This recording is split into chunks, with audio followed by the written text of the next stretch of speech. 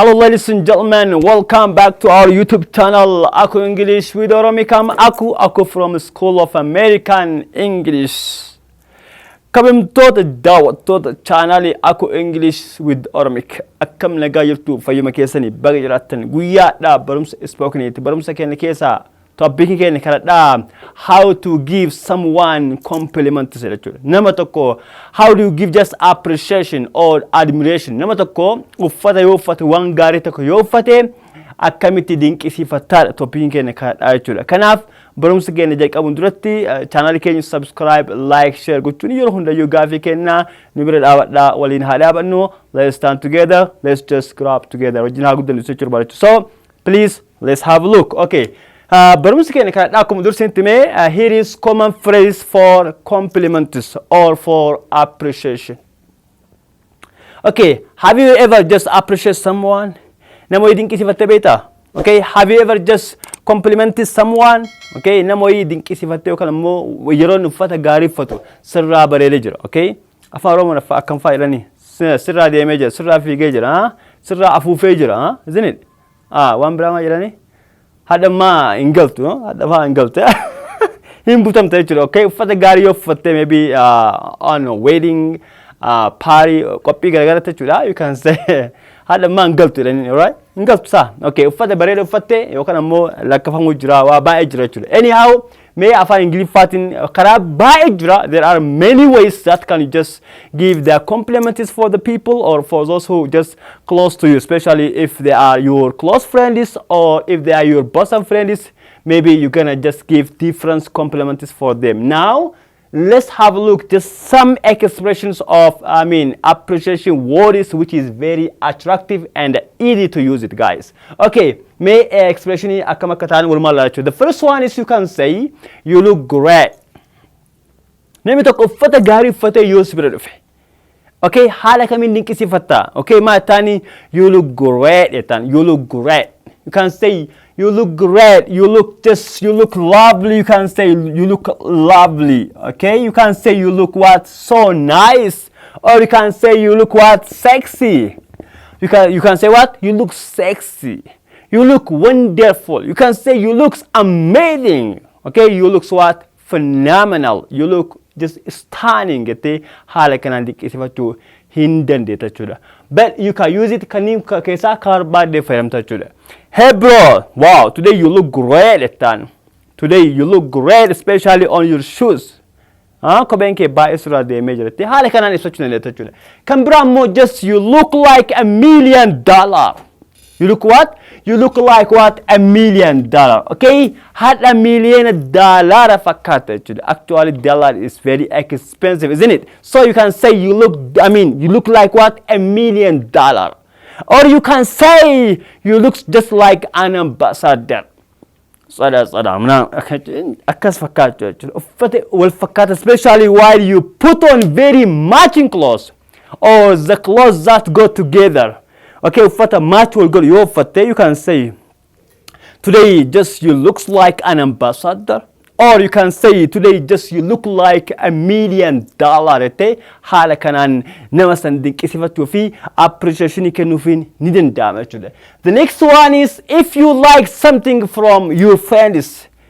Uffata nufasan irraa yoo kan jaalatu taate yookaan immoo shurraabii ta'uu danda'a yookaan immoo habilii ta'uu danda'a yookaan immoo surree ta'uu danda'a yookaan immoo qamisii yookaan immoo iskertii yookaan immoo kophee ta'uu danda'a jechuudha.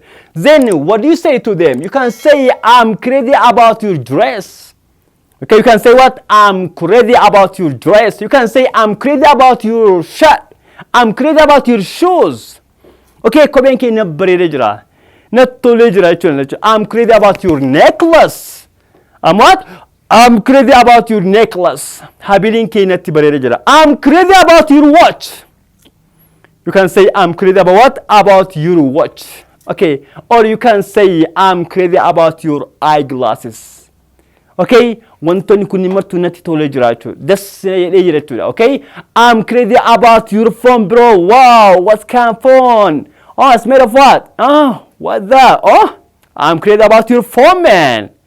Really just I like it your phone. Baby like ba not to leisure, okay? jechi crazy shows something to a high degree. You can say I'm mad. Baay'ee jechuun jechuun maraatuma agarsiisa yookaan ammoo we can say loco, we can say maraatuma jechuudha. Insane naan. But asitti kan barbaadame wanti san daran baay'ee jaachuusaa kan ibsu jechuudha. So you can say what I'm crazy about your phone or I'm crazy about your cell phone. Let's say kanaan ibsachuu ni dandeetta jechuudha. The next one is this shirt is what so nice on you. This shirt is so nice on you. Jechuun jechuudha. Shirtiin kun baay'ee sirraa bareedee jira jechuudha. Uffata san maqaa dhofte. Okay? You will what uffata san jechuun mention goote jechuudha adda baastee jechuudha. Particularly adda baastee jechuudha. Yeroo nama dinqisiifachuu barbaadu yookaan shurraaba jettaan yookaan sura jettaan yookaan immoo ol bira jechuu hin dandeettu. Okay? Adda baastee maal jettaani? This shirt jettaan or this watch jettaan or this necklace or this shoes jettani one san specifically particularly adda baastee ibsita jechuudha. So you can say what this shirt is what so nice on you jettaan jechuudha. So this shirt is what so nice on you, bro. Or you can say this watch, or you can say this t-shirt, or this hoodie is what so nice, or you can say it's stunning on you, or you can say this shirt is what it's wonderful on you. Sirraa bareedee jira jechuudha. Sirraa bareedee jirte haala kanaan ibsachuu dandeetta jechuudha. The next one is just you are a good dancer. Namni tokko qophii irratti yoo haala ajaa'ibaatiin yoo dannasee yookaan immoo yoo sirbee, alright, yeroo deebitee isa dinqisiifachuu barbaadu isa maattaan fakkeenyaaf gochichi yoo kalee raawwatamee hadha yoo wal gartanii wow, just I like it the way you dance it. Yaa akkaataa dannasti baay'ee natti tolee jira. You are a good dancer. Ati nama sirriitti dannasu. Nama sirriitti sirbuu jechuun dandeessa jechuudha. And also I wish I could dance like you jettaan. Anillee osoo akkeetii kana dannasee natti tolaa jettaan jechuudha. I wish sirbee jechuudha. Okay? I wish I could dance like you jetteen. Haala kanaan I wish ni hawwa I could dance like you osoo akkeetii kana dannasuu danda'e yookaan immoo sirbuu danda'e natti tolaa jechuudha. Karaa biraatiin ammoo example kana fakkaatu fakkeenyaaf namni tokko kubbaa yoo sirriitti taphate you can say yoo ammoo sirriitti afaan Ingiliffaa haasa'e you can say just you are a good speaker. Okay? You are a good speaker or you can say you are a good player. Ati taphataa bareedaa. Okay? Nama jechuudha. Okay? You are a good player. Ati taphataa cimaadha. I wish I could play like you.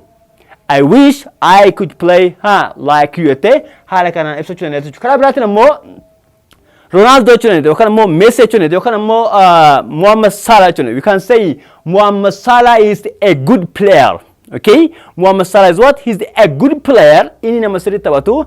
I wish I could play like him jechuun jechuudha. I wish I could play like him. Ani osoo akka isatti taphadhee nin hawwa jettee haala kanaan ibsachuu ni dandeessa jechuudha. Okay? Karaa biraatiin ammoo namni tokko politikaa keessatti yookaan ammoo liidarii cimaa yoo ta'u taate yookaan ammoo hoogganaa cimaa yoo ta'u taate you can say maqaa isaanii oftee he is or you can say you are a good leader. Just I wish I could lead like you jettee haala kanaan yookaan ammoo just I wish I could control or handle like you jettee karaa kanaan ibsachuu dandeessa jechuudha. But just I don't want to put my fingers or my impression in the politics. I'm not the man of politics, by the way. Okay. The next one is you looking fresh. You look what? You looking fresh. Hadda fa zana kana wah. Okay. Just you looking fresh. Just you look just like number 1, number 8, something low. Okay.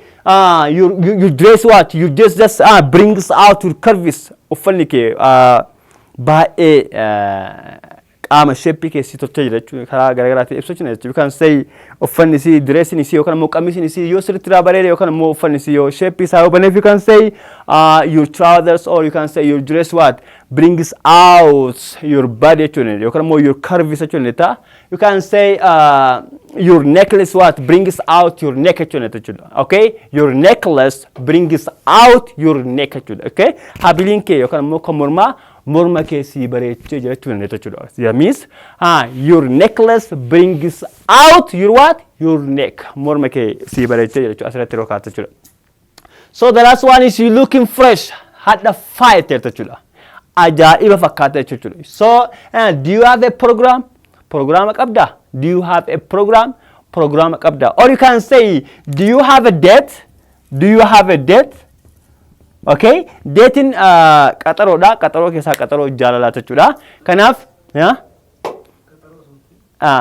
beellama jechuudha. Beellama jaalallee lameen jechuudha. Okay? Beellama nama lamaa jechuudha. We can say, do you are, I mean, just you looking fresh. Hadda faayiteerta. Yookaan immoo sirraa bareedee jira.